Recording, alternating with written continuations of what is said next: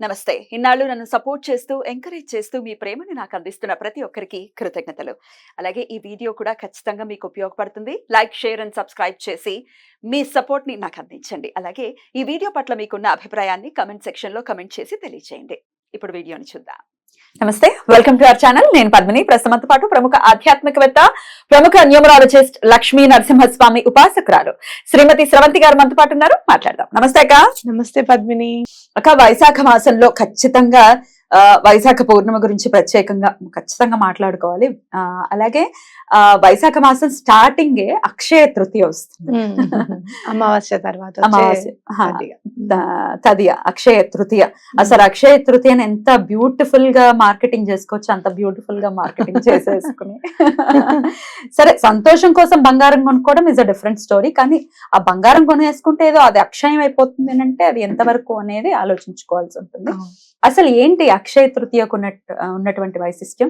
అసలు అక్షయ తృతీయాని మనం మాట్లాడుకుంటే గనక ఖచ్చితంగా మనం మాట్లాడుకోవాల్సింది అక్కడ సింహాచలంలో స్వామికి చందనోత్సవం చాలా వైభవోపేతంగా జరుగుతుంది. సో ఆ ఘట్టం గురించే వెళ్ళలేని వాళ్ళు అట్లీస్ట్ తలుచుకున్న పుణ్యమే కదా. లక్ష్మీ నరసింహస్వామి ఉపాసనలోనే ఉన్నారు మీరు. చెప్పండి అక్క ఆ రోజు వైశిష్ట్యాన్ని.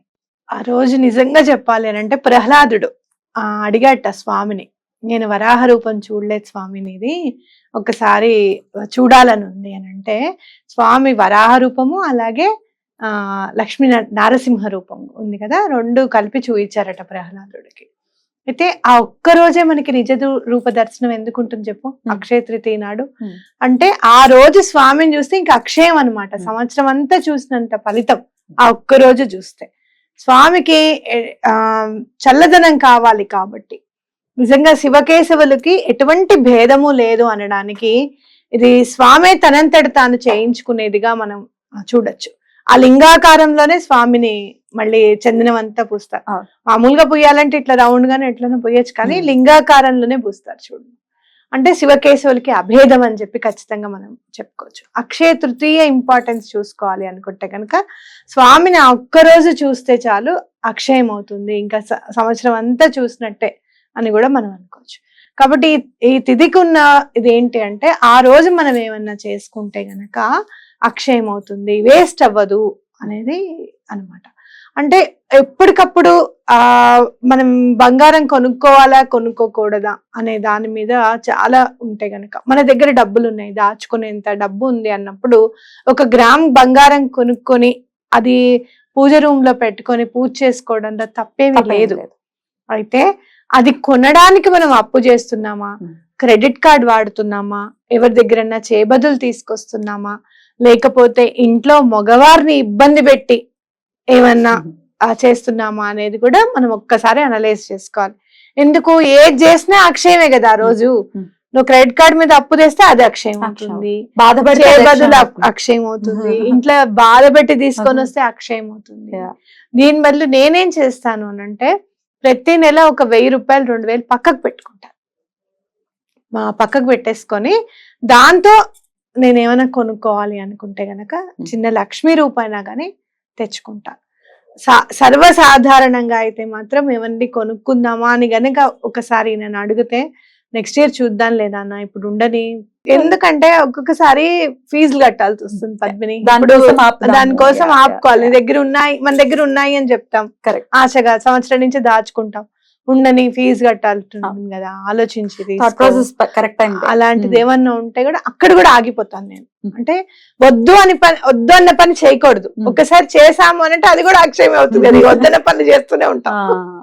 అది ఆలోచించుకోవాలన్నమాట. చేసే పని జాగ్రత్త వహించాలి. అయితే నేనేం చేస్తాను ఇది తెలిసిన తర్వాత నేనేం చేశాను అంటే బంగారం కొనుక్కోవాలి అనుకున్నప్పుడు మాత్రం కొన్ని సమస్యలుండి కొన్నాళ్ళు కొన్నే లేదనుకో, తర్వాత నాకు ఒక్కొక్కటి అర్థం చేసుకుంటున్నప్పుడు నాకు అర్థమైంది ఏంటంటే ఎప్పుడూ లేదు అప్పు చేసి కొనాలని, అది అసలు ఎప్పుడు కూడా చేయలేదు నేను, లేదు. అయితే నేనేం చేశాను అని అంటే గుళ్ళో అన్నదానానికి కట్టడం, బాబా గారి గుళ్ళో అన్నదానానికి కట్టడం నాకు తెలియకుండానే చేశాను. కానీ ఈ రోజు నా అక్షయ తృతీయ గురించి చదువుతూ ఉంటే నాకు ఆశ్చర్యం అనిపించింది. ఏంటి అని అంటే ఆ రోజు అన్నదానం చేస్తే చాలా మంచిది.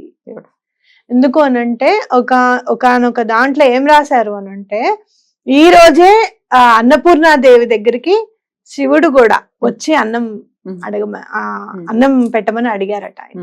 కాబట్టి అన్నపూర్ణాదేవి ఆయనకి వడ్డించారట అక్షయ తృతీయ నాడు. అంటే అలా మనం అన్నం దానం చేస్తే, అన్నదానానికి ఎక్కడైనా కట్టండి, లేకపోతే గనక మీకు ఓపిక ఉంది అంటే చక్కగా ఒక పులిహారో లేకపోతే దద్దోజనమో తీసుకొని వెళ్ళిపోయి చక్కగా గుడ్ల దగ్గర మీరు చక్కగా పంచి పెట్టచ్చు, వడ్డించచ్చు హాయిగా.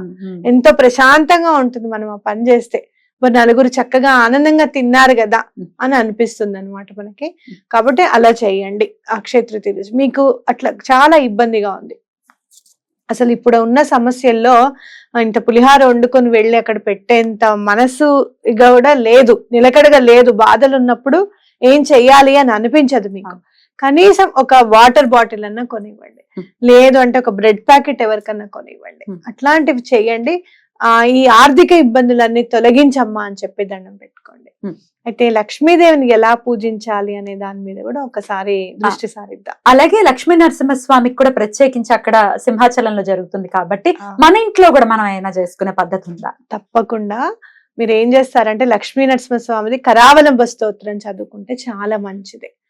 ఎప్పుడు కూడా కరావలంబ స్తోత్రం చదువుతున్నప్పుడు నా మనసులో మెదిలేని ఆదిశంకరాచార్యులు ఆయనని ఒక మనిషి చంపేద్దాం అనుకుంటాడు అనమాట. శ్రీశైలంలో కూర్చుంటారు స్వామి, పాతాళ గంగా అని ఉంటాయి చూసావా, అక్కడ పంచగంగాను ఏవో ఉంటాయి శ్రీశైలంలో. 2 గంగలు ఒకటే దగ్గర ఉంటాయి, ఆ ప్లేస్ రావడం లేదు.